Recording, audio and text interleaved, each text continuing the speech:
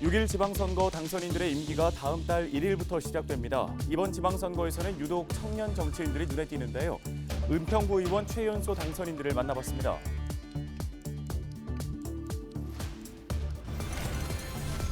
거침없이 오르는 물가로 직장인들의 점심시간 풍경이 달라졌습니다. 점심값 지출에 부담을 느껴 도시락으로 점심을 해결하는 직장인들이 늘고 있는데요. 점심과 물가 상승을 합친 런치플레이션이라는 신조어까지 생겼습니다. 은평구가 158억 원 규모로 올해 첫 추경을 추진합니다. 이번 추경안은 민생 안정에 49억 원, 코로나19 일상회복 지원에 27억 원 등 158억 원 규모입니다.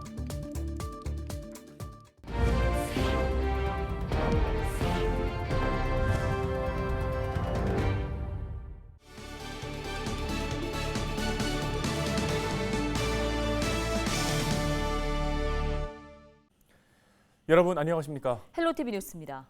6일 지방선거 당선인들의 임기가 다음 달 1일부터 시작됩니다. 이번 지방선거에서는 유독 청년 정치인들이 눈에 띄었는데요. 은평 구의원 당선인 중 가장 젊은 92년생 동갑내기 당선인을 손성혜 기자가 만나고 왔습니다.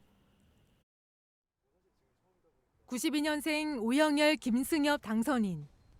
두 사람은 6일 지방선거에서 은평구 의원 최연소 당선이라는 기록을 남겼습니다. 오영열 당선인은 자전거 리사이클링 업체를 운영하면서 자전거 문화 확산에 앞장서 왔지만 현실적인 한계를 마주하고 정치에 발을 들이게 됐다고 말합니다. 인프라 개선이라던가 주차 문제 해소, 다방면적에서 이제 자전거 환경을 개선하기 위해서 노력을 해왔는데 사업체로는 좀 한계가 있었더라고요. 그럼 어떤 식으로 도전을 해야 될까 고민을 했을 때는 어떤 정책과 조례를 건드릴 수 있는 사람이 되자. 오 당선인은 자전거로 주민들에게 더 나은 일상을 만들어주겠다는 각오입니다. 자전거를 많이 타는 도시들은 지역의 경제가 활성되는 데이터들이 상당히 많습니다. 그렇기 때문에 단순한 어떤 운동, 교통수단을 넘어서서 지역사회에 기여할 수 있는 또 하나의 수단이라고 생각도 하고 있습니다. 국민의힘 소속 김승엽 당선인은 20살 한나라당 시절부터 청년 당원으로 활동했습니다.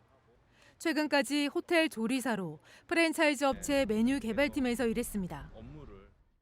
제가 첫 직장을 다니면서 느꼈던 불합리함과 제도적인 문제점을 해결하기 위해서는 제가 직접 정치를 해야 된다는 걸 느꼈고 그렇기 때문에 이렇게 직접 선출직에 도전을 하게 되었습니다. 의정활동 계획을 물었더니 청년과 어르신들이 어울려 살기 좋은 지역을 만드는 게 목표라고 말합니다. 그러면서 청소년들에게 정치를 경험하고 배울 수 있는 기회를 만들어주고 싶다고 덧붙였습니다. 우리 은평에 사시는 청년분들을 위해 그리고 어르신들을 위해서 가장 많은 정책과 복지를 만들어야 되는 게 저의 목표라고 생각을 하고 미래 세대인 청소년들과 이제 어린이들이 많은 정책에 관심을 갖고 청년 정치인이 발굴되는 프로그램이 활성화되어야 한다고 저는 생각을 합니다. 6일 지방선거를 통해 지방의회에 입성하게 된 30살 동갑내기 당선인들. 새로운 은평과 변화된 은평을 위해서 열심히 일하라고 뽑아 선출해 주신 거라고 저는 믿고 있습니다. 선거활동을 하면서 구시의원이 뭐냐라는 말을 제일 많이 들었어요. 결과적으로는 그동안의 기초의원분들께서 물론 열심히 의정활동을 잘 하셨지만 그게 드러나지 않았던 것도 현실이라고 생각합니다. 이들의 바람처럼 청년 정치인의 의정활동이 주민들에게 지방의원의 필요성을 증명하는 계기가 될지 주목됩니다. 헬로티비 뉴스 손성입니다. 물가 상승이 직장인 점심값으로 이어지면서 점심을 도시락으로 해결하는 직장인들이 늘어나고 있습니다. 이른바 런치플레이션이라고 하는데요. 집에서 싸온 도시락을 먹는 직장인들 만나봤습니다. 김소영 기자입니다. 평일 12시 점심시간. 모두 점심을 먹으러 식당으로 향할 때 직장인 김진철 씨는 사무실 내 탕비실로 향합니다. 집에서 준비해온 도시락을 먹기 위해서입니다. 처음에는 도시락을 준비하는 일이 번거로웠지만 1년째 도시락을 싸다 보니 자신만의 노하우도 생겼습니다.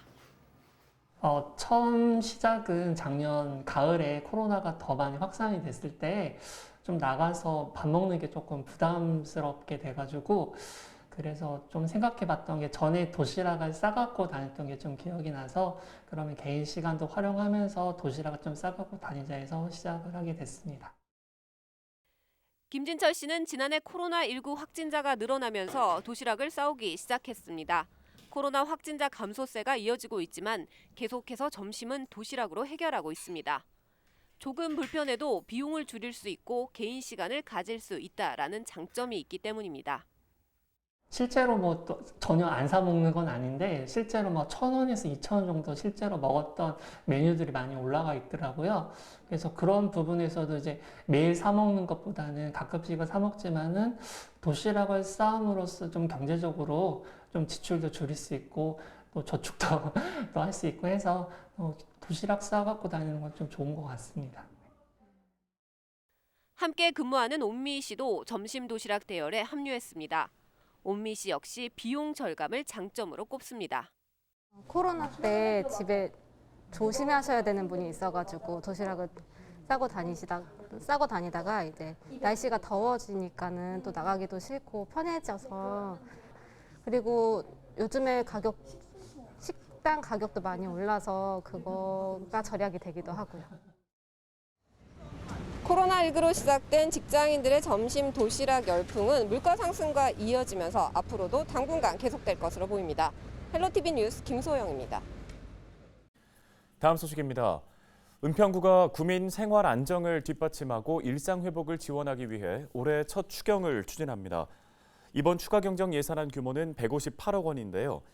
추경안 재원은 지난해 결산에 따른 잉여금과 국 시비 보조금, 기존 세출 예산 조정 등을 통해 마련했습니다.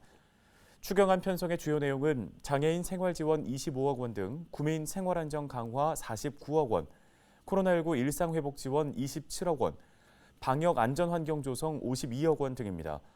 구는 또 2호철 통일로 문학관 조성 등 하반기 현안 사업에 27억 원을 편성했습니다. 추경 예산안은 오는 27일부터 열리는 은평구의회 임시회에 상정돼 심사를 거쳐 확정됩니다.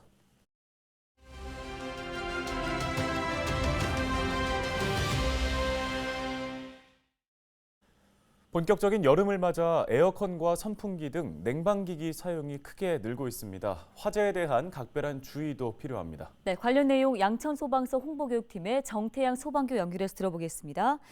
자, 먼저 더운 여름에 냉방기 사용 급증으로 인해 화재가 많이 발생한다고 하는데요. 주로 어떤 경우에 발생하는지요? 무더위가 시작되는 여름에는 가정이나 직장에서 에어컨 등 냉방기기를 가동하고 이에 따라 화재도 증가합니다. 소방청 통계에 따르면 최근 5년간 에어컨 실외기로 인해 발생한 화재가 총 1,168건으로 집계되었으며 전체의 62.6%가 무더위가 심해지는 7, 8월 달에 발생합니다. 에어컨으로 인한 화재의 원인은 전기적 요인이 75.4%로 가장 많았으며 부주의가 8.6%, 기계적 요인이 8.1%로 뒤를 이었습니다. 구체적으로 전기적 화재 요인 중에서는 대부분 전선의 접촉 불량이나 손상, 훼손으로 인한 합선으로 화재가 발생했고, 기계적 요인 중에는 에어컨을 장시간 사용함에 따라 발생한 과열 및 과부하가 대부분을 차지했으며, 부주의로 인한 화재의 원인은 대부분 무심코 버린 담배꽁초인 것으로 나타났습니다. 실제로 지난달 21일 서울시 양천구 소재의 한 빌라 옥상에서 에어컨 실외기 주변 담배꽁초로 인한 화재가 발생하면서 자칫하면 큰 화재가 될 뻔한 사고가 있었습니다. 무더위가 찾아오는 6월부터는 본격적인 에어컨 사용 시기를 맞아 철저한 사전 예방 등 안전조치가 필요한 시점입니다. 네, 에어컨이나 선풍기의 본체는 청소를 그래도 한 번씩은 다들 하실 텐데 에어컨 실외기도 청소를 해야 하는지 고민하시는 분들 많을 것 같습니다. 어떻습니까? 실외기는 에어컨 본체에 달리 청소를 해야 하나 망설이시는 분들이 많은데요. 에어컨 실외기도 본체와 마찬가지로 주기적으로 청소를 해야 합니다. 실외기 역시 에어컨 본체처럼 관리를 해야 오랫동안 안전하게 사용할 수 있습니다. 소방청 국립소방연구원이 외부에 노출되어 있는 에어컨 실외기에서 먼지와 습기 등으로 화재가 발생할 수 있는지 확인하는 실험을 진행하였는데요. 이 실험에서 에어컨 실외기에 묻어있는 오염 물질이 부착된 표면을 따라 전류가 흘러 주변의 자연 물질을 탄화시키는 트래킹 현상을 관찰했다고 합니다. 이는 에어컨 실외기를 잘못 관리하면 화재가 발생할 수 있음을 보여줍니다. 주기적인 에어컨 실외기 청소를 통해 화재가 발생하지 않도록 예방해야겠죠. 우선 실외기 커버를 벗긴 후 바람이 나오는 입구에 쌓인 먼지를 닦아냅니다. 이때 중성 세제와 물을 1대3 비율로 희석해 사용하면 더 잘 닦이는데요. 청소 후에는 습기가 차지 않게 완전히 말려야 합니다. 또한 실외기 주변에 쓰레기나 물건이 적재되었으면 열이 제대로 방출되지 않으므로 주변 정리에 신경 쓰고 인화성 물질은 주변에 두지 않아야 합니다. 네, 이 밖에도 화재 예방을 위해서 냉방기기 안전하게 사용하는 방법 알려주신다면 한 말씀 부탁드립니다. 여름철은 본격적인 에어컨 사용 시기를 맞아 철저한 사전 예방 등 안전 조치가 필요한 시점입니다. 실외기는 통풍이 잘 되는 위치에 설치하시고 가동 시에 통풍이 잘 되도록 관리해야 합니다. 벽체에 가까이 설치해야 하는 경우에는 최소 10cm 이상 간격을 띄워 설치해야 합니다. 또한 실외기 주변에 쓰레기나 물건이 적재되었으면 열이 제대로 방출되지 않으므로 주변 정리에 신경 쓰고 인화성 물질은 주변에 두지 않아야 합니다. 또 주기적인 청소를 통해 먼지를 충분히 제거하고 이상 유무를 점검한 후에 가동해야 하며 실외기에 문제가 발생하면 반드시 전문가에게 점검 의뢰해야 합니다. 에어컨 콘센트를 단독으로 사용하시고 전선이 훼손된 부분 없는지 사전에 꼼꼼히 확인하고 가동하는 것이 좋습니다. 해마다 여름이면 냉방기기로 인한 화재가 끊이지 않고 발생하는데요. 올해는 사용 전 철저한 점검과 안전한 사용으로 사고 없는 시원한 여름을 보내시길 바랍니다. 네, 말씀 여기까지 듣겠습니다. 양천소방서 정태양 소방교였습니다. 다음 소식입니다. 은평구가 연말까지 대학 입시 설명회와 1:1 입시 상담을 상시 운영합니다. 현재 입시 설명회는 다음 달까지 2번 예정돼 있는데요. 오는 21일에는 2024-2025 대입 전형 변화에 따른 대비를 주제로, 다음 달 23일에는 2023 대입 수시 전형의 이해와 학생부 종합 전형의 이해를 주제로 열리게 됩니다. 오늘 저희가 준비한 소식은 여기까지입니다. 시청해주신 여러분 고맙습니다.